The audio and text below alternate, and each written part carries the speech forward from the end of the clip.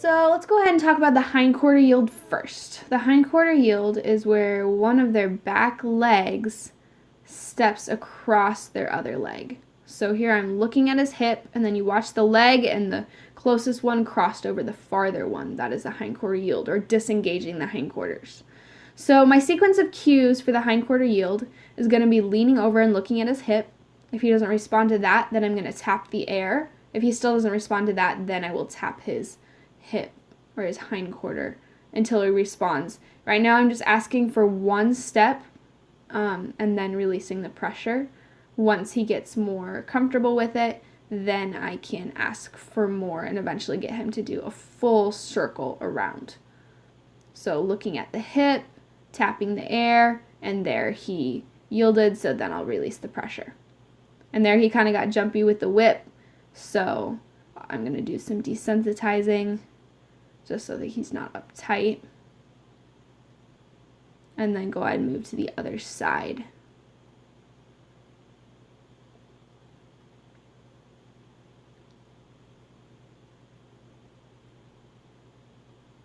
So he's already kind of starting to figure out the idea of it, so I can start asking for more steps.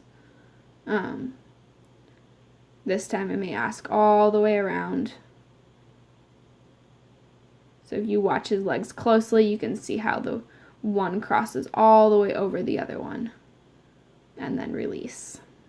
And you can use positive reinforcement here too. That will help them learn it a little bit quicker.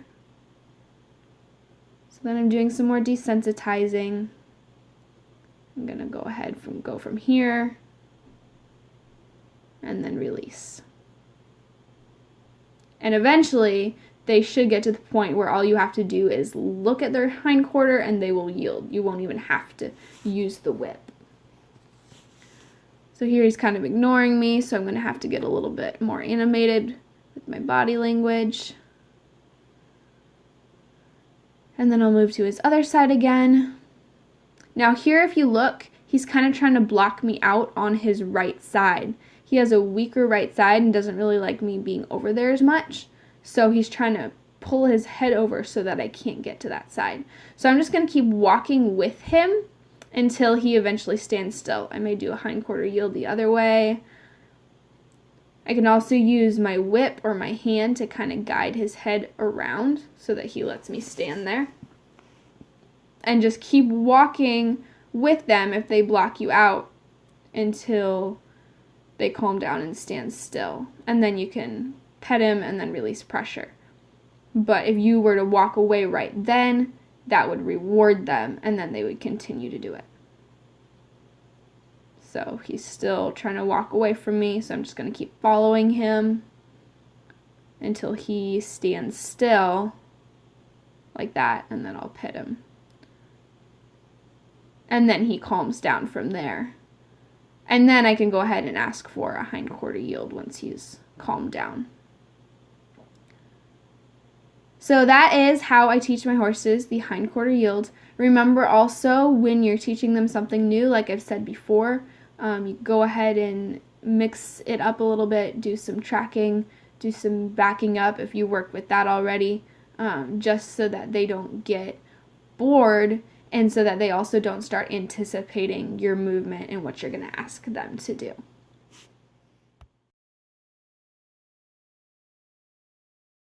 So the forequarter yield is going to probably be more difficult to teach than the hindquarter yield. The forequarter yield is where their front leg crosses over the other front leg, just like the hindquarter yield. So the cue spot is going to be their shoulder. So I'm going to stand at his head or his shoulder and just tap the air and then tap his shoulder if he doesn't respond till I see just a little bit of a step in the right direction. And then I'm going to release pressure. Do some desensitizing with the whip in between each yield. And then I'm going to go ahead and do it again.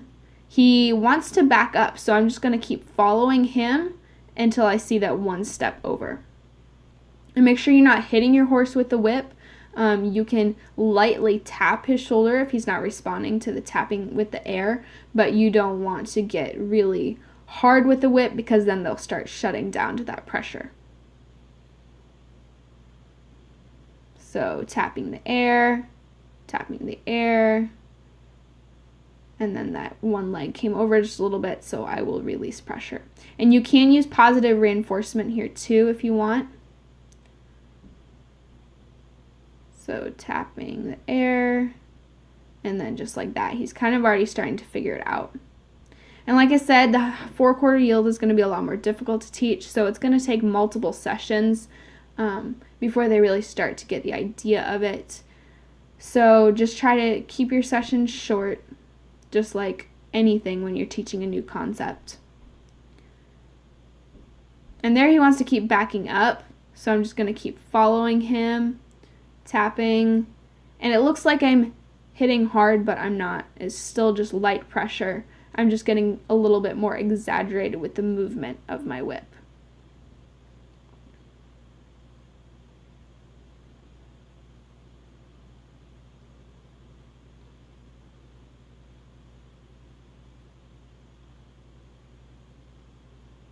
So I'll do some more desensitizing.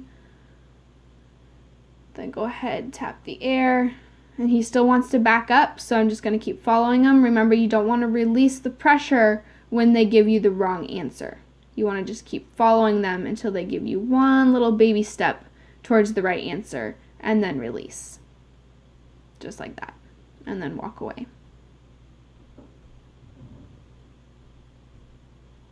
So it's going to be really important too where you position your body. If you stay right at their shoulder, it's going to be a lot easier because you can kind of walk in towards their head. It gets more difficult though when he starts backing up because I can't stay at his shoulder as well. So if you're having issues with them not doing a clean four-quarter yield, really try to pay attention to where your body is at. If you're up in front towards their head, it's going to be a lot more difficult than if you are right at their shoulder. Just like that, and then release pressure.